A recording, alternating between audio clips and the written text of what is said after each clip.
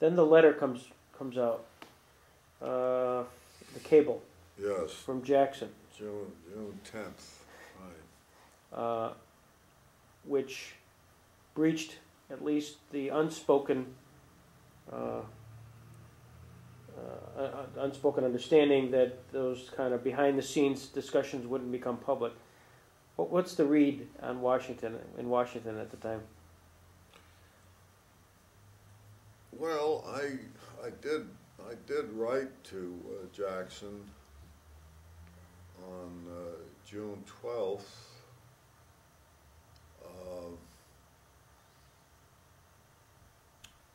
And in that letter, I indicated that there was a certain amount of criticism.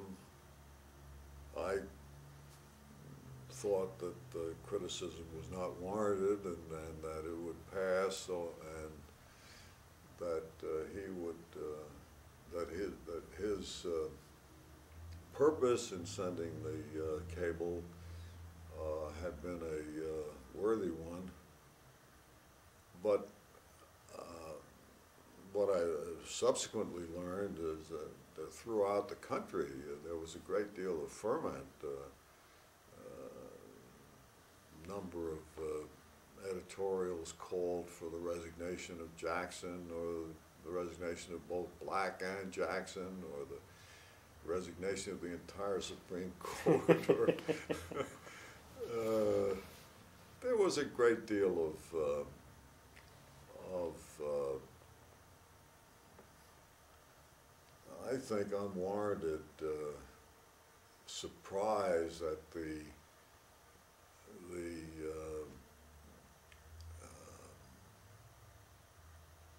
revelation of Jackson's feelings about Black,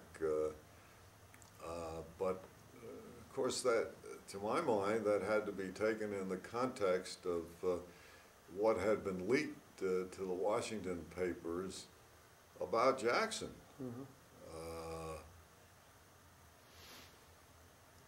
There is no way that the columns that were printed in the Washington papers at the time when the appointment of a new Chief Justice was very much under consideration. There's no way that those columns were written without inspiration.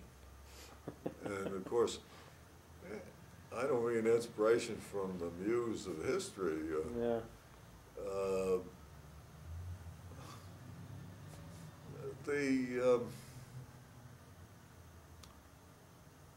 The things that were said in those articles by columnists who were known to be friends of Black and Douglas, who were very socially involved with them and politically involved with them, were just unforgivable as far as Jackson was concerned.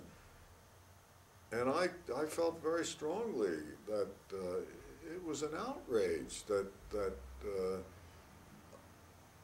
a man who had spent his entire life in an honorable and decent practice of law and a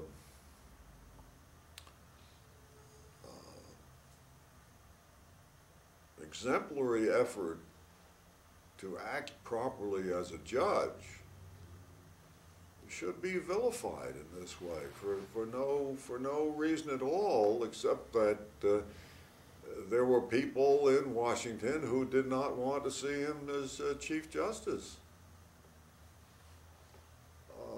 So my attitude, I know at the time, was not just automatically supportive of him. I mean, I had come to know him in the 4 or 5 months that I'd worked for him, and I thought that he was an extraordinary man, and that the basic quality that he had was honesty. So that for people like Doris Fleeson or Jack Anderson or Drew Pearson to be making comments about how he had insulted Southern honor, it was outrageous. It was just unbelievably unfair. And of course, that may have been the customary way of doing business in Washington, that you leak all kinds of things, pending appointments and pending decisions of one kind or another. But generally speaking, there is a counterweight to that. There's somebody around who was ready to take up the cudgels on the other side. Jackson was not in Washington, and Jackson was not the kind of man who, as you've said many times, who would seek a job. He had advanced in his career by being asked to take additional responsibilities, and he would not have conducted any kind of a campaign in support of his candidacy for the Chief Justiceship. But as a matter of fact, I believe that one or another of his assistants had suggested that they could organize such a campaign for him, but he declined. He would not authorize them to do it. It's a very interesting commentary on the freedom of the press that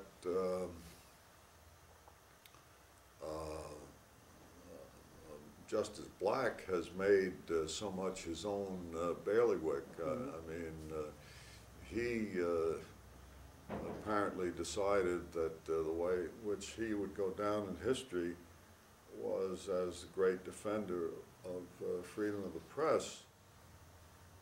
Incident that happened during the period of time when Truman was actively considering whom to appoint as Chief Justice is a perfectly good indication of the license of the press rather than the freedom of the press. Mm-hmm. Because in the first place, what had happened in conference was not to have been revealed. That is known to everybody who works at the court as the most sacrosanct of things. No law clerk is allowed to sit in the conferences. No one other than the 9 justices can sit in the conferences. And the junior justice has to act as the porter at the door, because they will not have anyone in that conference who might reveal anything that went on. Mm. Well, obviously, when these columns came out in the press, they had their source in 1 or 2 of the justices who were in the conference. How else would anybody know about the threats that Black made about this is war or anything else that was said? Sure. Of course, I don't feel that I'm violating any confidence at this point. It's 56 years after it happened. Everybody is more or less dead. And what has happened has happened. I mean, you can't change history.